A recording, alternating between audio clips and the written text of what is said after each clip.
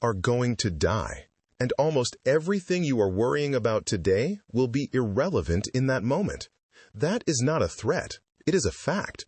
And yet, we live as if death is a glitch in the system, as if it is something that only happens in theory, to other people, far away. In this video, I want to invite you into a different way of seeing. By the end, you will not solve death, no philosophy can do that, but you can understand why the Stoics did not fear it, and how that understanding can quietly but radically transform the way you face anxiety, control, meaning, and the fragile, beautiful fact of being alive. The first hard truth is this: your fear of death does not protect your life, it shrinks it. We often cling to fear as if it were a kind of vigilance, a mental guardrail keeping us away from danger. But most of the time, fear of death does not keep us safe, it keeps us small. It makes us hesitate to love, to take risks, to stand for what we believe, because somewhere in the background a voice whispers, "What if this ends badly?" The Stoics began with a reversal. The more you cling to life, the less of it you truly live. They looked calmly at the fact that everything born must die, and they asked a simple question. If death is guaranteed, is it wise to spend our limited time running from the thought of it? Or is it wiser to turn toward it, study it, and make peace with it? Imagine you were standing at the edge of a dark forest. You know that one day you will have to walk into it. You can either spend your life pretending the forest does not exist, flinching every time a shadow falls across your path, or you can learn its shape, its paths, its laws. The forest does not change.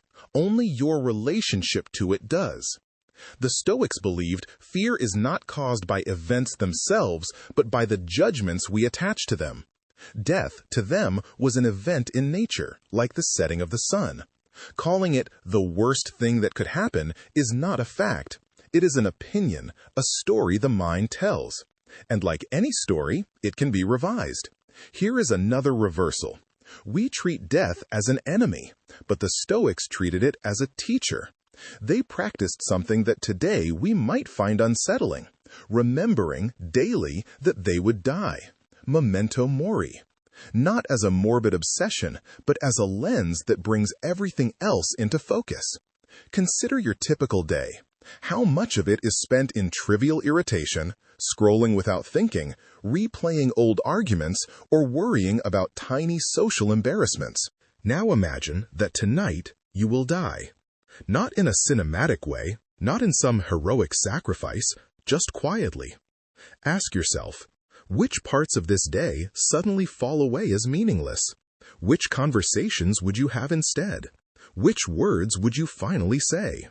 This is where the Stoic view becomes practical. By holding death in mind, they sharpened their sense of what truly matters. Instead of letting fear of death poison today, they used awareness of death to purify it. Another hard truth: you are already losing everything, piece by piece. Your body changes, friendships shift, roles disappear, people you love move away or pass on. In a sense, you are practicing little deaths all the time. Yet we resist this truth, clinging to the illusion that if we do everything right, we can freeze life at some ideal moment. The Stoics refused that illusion. They believed everything is in motion, that nothing is truly owned, only temporarily entrusted to us. Your body, your possessions, even the people you love, are gifts given for an unknown length of time.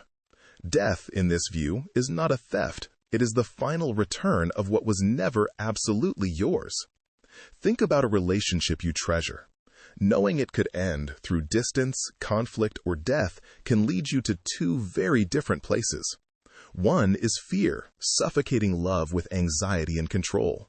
The other is gratitude, a deeper presence born from the awareness that every shared moment is fragile. The Stoic practice is to choose the second path intentionally. Now, this may feel cold or abstract until we bring it into a real moment. Picture someone sitting in a hospital waiting room, waiting for news about someone they love. In that room, priorities rearrange themselves. Social media means nothing. Status means nothing. Old grudges feel ridiculous. What matters is heartbreakingly simple. Are they alive? Are they in pain? Did I love them well?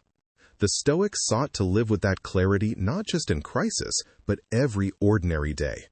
Let us reverse another common belief. We think that by refusing to think about death, we protect our peace of mind. The Stoics believe the opposite, that by refusing to think about death, we feed a wild, unnamed anxiety that seeps into everything. Fear thrives in the dark. When we never look directly at death, it becomes a vague, monstrous presence. We feel it in our sleepless nights, in our frantic busyness, in our restless search for distraction. A Stoic would advise you instead to bring death into the light. Not constantly, not obsessively, but regularly and calmly. To remind yourself, I am mortal. Those I love are mortal. This day will not return. And then to ask, given this, what is worthy of my energy?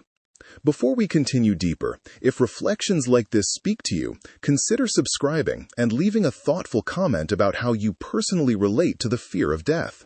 It helps more reflective minds find this space, and your perspective may resonate with someone you will never meet. The Stoics did not claim that death is nothing at all. They were not trying to erase human feeling. Another hard truth is that you cannot love deeply and be completely untouched by loss. To care is to open yourself to hurt. The Stoics knew grief, they knew longing, they knew the pain of separation. What they questioned was not the sorrow of loss, but the panic and terror that come from imagining death as a cosmic mistake. They asked, if death is part of the natural order, why treat it as an outrage? If every cycle in nature has a beginning and an ending, why should human life be the one exception? Here is another reversal. To them, it was not death that was unnatural. It was our refusal to accept it. Think of the seasons. If summer tried to cling to its heat forever, there would be no harvest, no autumn, no quiet rest of winter. In your own life, there are seasons of growth, of intensity, of letting go. Death, in the Stoic understanding, is the final change of season. Not a punishment, not an interruption, but the last phase of a life in rhythm with nature. This perspective affects how they understood freedom. Many of our fears are really the fear of losing control. We plan, we secure, we ensure, we try to protect ourselves from every possible loss. Yet beneath all of that lies the one thing we cannot control at all, the time and manner of our death. The more we resist this, the more we suffer from it. The Stoic answer was not passivity, but precision. They drew a clear line between what is in our control, our judgments, our choices, our character, and what is not. Other people's actions, external events, and ultimately life and death themselves.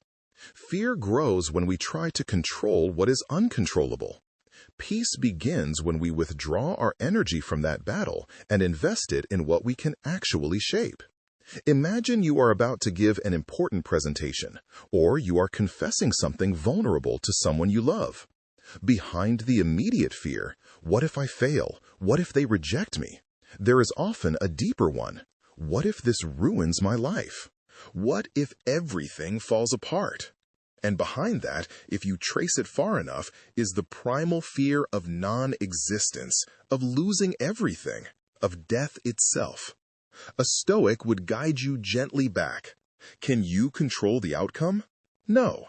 Can you control whether you speak truthfully, prepare well, and act with integrity? Yes. Then place your effort in those things and leave the rest to the order of the world. When you stop treating every risk as a potential end of everything, you loosen the hold that death has on your daily decisions. Here is another hard reversal. Fearing death does not make you love life more. It makes you cling to it in a way that robs it of beauty. Think of someone who grabs a delicate object too tightly and breaks it in their hands. Our frantic attempts to secure life, to guarantee outcomes, to protect ourselves from any loss, often damage the very experiences we are trying to preserve. The Stoics suggest a quieter courage. to love fully while knowing you will lose everything, to engage with life not as a possession you must defend, but as a gift you are temporarily stewarding. This does not eliminate pain, but it transforms its meaning. Sorrow becomes the shadow of genuine love, not a sign that something went wrong with the universe. Consider a very modern example: anxiety about aging. Our culture worships youth, productivity, visible success. Many people live in quiet dread of growing older, as if each passing year is a small rehearsal for death, a steady decline from what really counts. From a Stoic perspective, this is another illusion. The idea that your value lies in external traits, beauty, speed, novelty, that time will inevitably take away. If your worth depends on what time cannot touch, your character, your choices, your capacity for justice, courage, and kindness, then aging is not a steady humiliation. It is a deepening. The body may weaken, but wisdom can grow stronger. The outer form changes, but the inner work becomes more refined. Death, in this light, is the final completion of that work, not an absurd interruption. This leads us to meaning. Many fears of death are really fears that our life will not have meant anything. We worry, will I be remembered? Will I leave a legacy? Will there be a trace of me when I am gone? The Stoics turned this question inside out. Instead of asking, what will remain after I die, they asked, how am I living while I am here? You cannot control how history will remember you. You cannot guarantee that your name will be spoken 100 years from now. But you can control whether, in this hour, you act in accordance with your highest understanding of the good. Whether you treat others justly. Whether you face difficulty with dignity. Whether you choose honesty over convenience. Meaning, for the Stoic, is not an inscription on a monument. It is a pattern of lived moments. Death cannot erase those moments. It can only close the book in which they are written. The question is not how long the book is, but whether its pages are worth reading. There is one last quiet truth. You have already died many times in small ways. The person you were 10 years ago no longer exists. Versions of you, with different beliefs, fears, habits, have arisen and passed away. Yet here you are, not the same, but continuous. Life, seen closely, is a series of endings and beginnings happening every day. The Stoics invite you to see your final death as part of that same rhythm.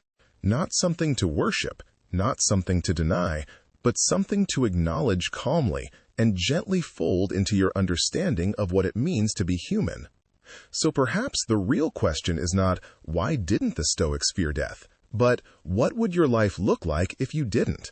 If you accepted that everything changes? If you released the need to control the uncontrollable? If you loved people fully, knowing they and you are temporary? If you lived each ordinary day with the clarity of someone who remembers, without panic, that none of this is guaranteed? Sit with that for a moment, not as an idea to agree or disagree with, but as a mirror. Then, quietly, without drama, ask yourself, if I could make peace with death, what exactly would I finally dare to do with my life?